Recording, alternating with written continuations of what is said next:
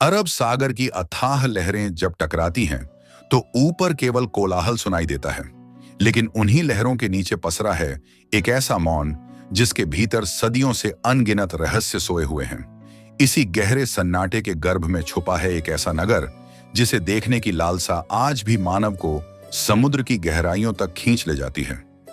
दोस्तों, आज हम बात करने जा रहे हैं उस नगरी की जिसे शास्त्रों ने स्वर्ण से भी अधिक दिव्य बताया है।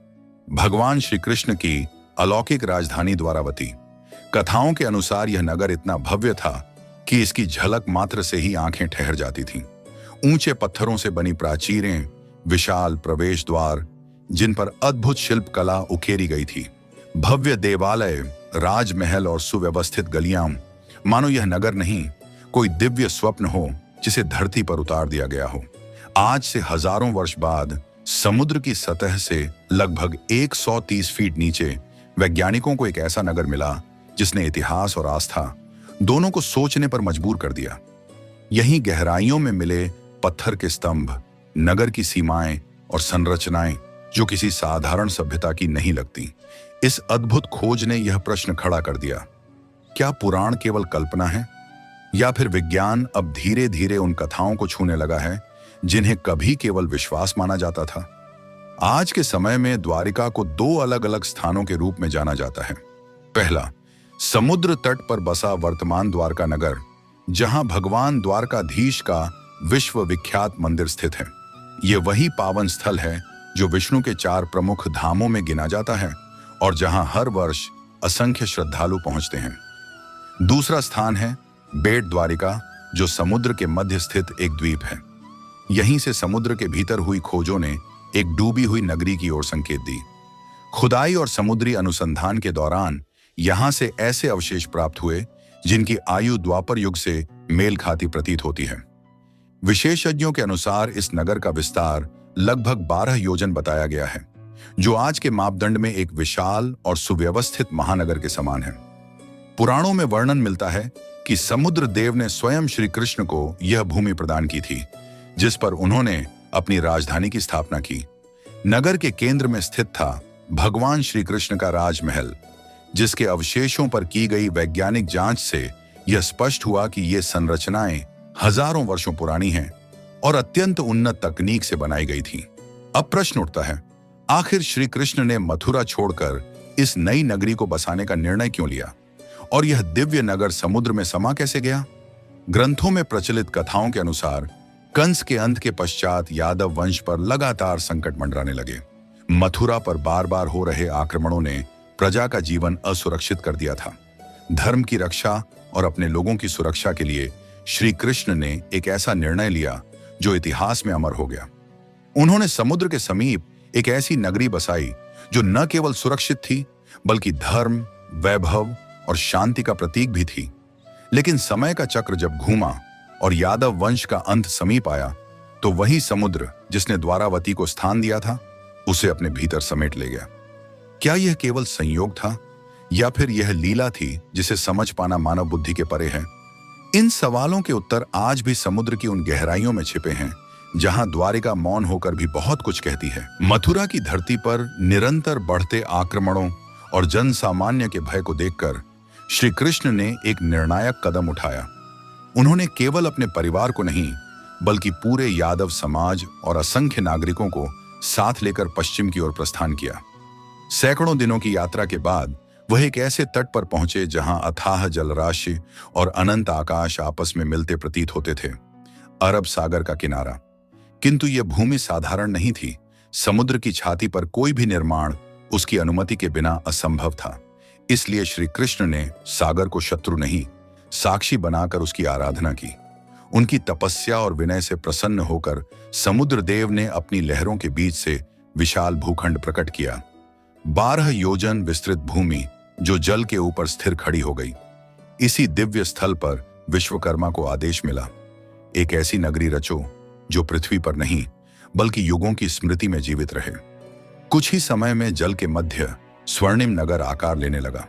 ऊंचे परकोटे, विशाल द्वार, कमल सरोवर, सुगंधित उपवन और रत्नों से जड़े भवन, हर संरचना किसी दिव्य स्वप्न जैसी प्रतीत होती थी।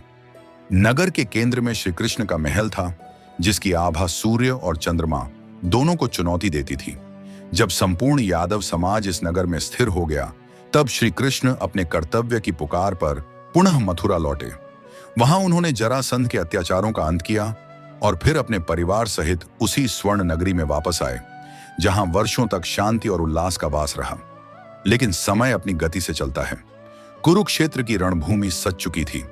पांडव और कौरव आमने सामने थे और श्री कृष्ण ने अस्त्र नहीं, बल्कि अर्जुन का रथ संभालने का मार्ग चुना। 18 दिनों की विभीषिका के बाद धर्म की विजय हुई, पर उसी क्षण से एक और कथा का बीज पड़ चुका था। महाभारत के स्त्री पर्व में वर्णित वह दृश्य, जब गांधारी अपने पुत्रों के निर्जीव शरीरों के सामने खड़ी थीं, उनके शोक ने क्रोध का रूप ले लिया। उन्होंने श्री कृष्ण को दोषी मानते हुए ऐसे वचन कह दिए जो काल की मुहर बन गए। जैसे मेरा वंश नष्ट हुआ, वैसे ही तुम्हारा कुल भी समय आने पर समाप्त होगा। श्री कृष्ण मौन रहे, क्योंकि वे जानते थे धरती पर उनकी भूमिका अब समाप्ति की ओर है। इसी बीच एक और घटना घटती है। द्वारिका के समीप स्थित पिंडारक तीर्थ पर कई महर्षि तपस्या हेतु आए।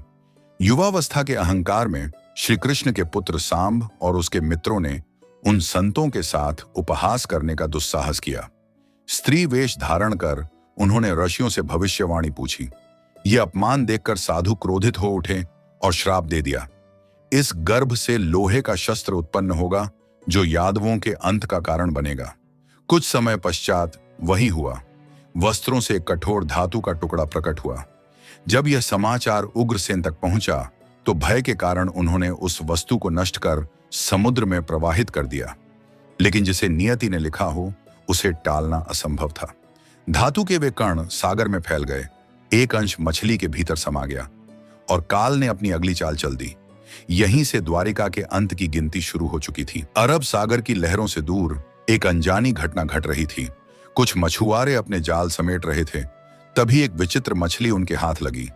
जब उसे काटा गया तो उसके भीतर से चमकते हुए धातु के नुकीले टुकड़े निकले। ये कोई साधारण अवशेष नहीं थे, बल्कि एक ऐसे शस्त्र के अंश थे जिसे स्वयं भाग्य ने भविष्य के विनाश के लिए चुन लिया था। उन्हीं टुकड़ों को एक वनवासी शिकारी ने एकत्र किया। उसने उन्हें जोड़कर एक तीक्ष्ण बाण गढ़ा, एक ऐसा बाण जिसमें केवल लोहे की धार नहीं, बल्कि काल की इच्छा भी समाई हुई थी। इधर समय अपनी गति से आगे बढ़ चुका था। 36 वर्ष बीत चुके थे और वह क्षण निकट था जब हस्तिनापुर की महारानी गांधारी का दिया हुआ शाप अपना रूप लेने वाला था। यदुवंश, जो कभी मर्यादा और वीरता का प्रतीक था, अब अहंकार और मदिरा के अंधकार में डूब चुका था। विवेक लुप्त हो गया था और अपनों में ही वैमनस्य जन्म ले चुका था। हंसी ठिठोली से शुरू हुआ विवाद धीरे धीरे रक्तपात में बदल गया। देखते ही देखते एक ही कुल के योद्धा एक दूसरे पर हथियार उठाने लगे। बंधुत्व का स्थान क्रोध ने ले लिया और संपूर्ण वंश स्वयं अपने ही हाथों नष्ट होने लगा। इस महाविनाश को देखकर अनंत शेष के अवतार बलराम ने यह लोक त्यागने का निश्चय किया। योग की अवस्था में उन्होंने अपने स्थूल शरीर को छोड़ा और पंच तत्वों में विलीन हो गए। अब केवल एक ही साक्षी शेष था, योगेश्वर श्री कृष्ण। वे जानते थे कि उनकी लीला अब अंतिम चरण में है। शांत भाव से वे वन की ओर प्रस्थान कर गए। कुछ समय पश्चात वे एक पीपल वृक्ष की छाया में धरती पर विश्राम करने लगे। उनके चरण सूर्य की किरणों में दमक रहे थे। उसी क्षण वही शिकारी वहां पहुंचा जिसने मछली से निकले धातु अंशों से वह घातक बाण तैयार किया था। दूरी से उसे भ्रम हुआ कि वह कोई वन्य पशु है। क्षण भर में उसने प्रत्यंचा चढ़ाई और वह बाण चला दिया। वह बाण सीधा श्री कृष्ण के चरणों में आ लगा। भगवान ने न पीड़ा दिखाई, न कोई विलाप। उन्होंने केवल मुस्कुराकर अपनी दिव्य लीला का समापन किया और वैकुंठ की ओर प्रस्थान कर गए। इसी के साथ यदुवंश का अध्याय सदैव के लिए बंद हो गया। जब यह समाचार अर्जुन तक पहुंचा तो वे व्याकुल होकर द्वारका की ओर दौड़े।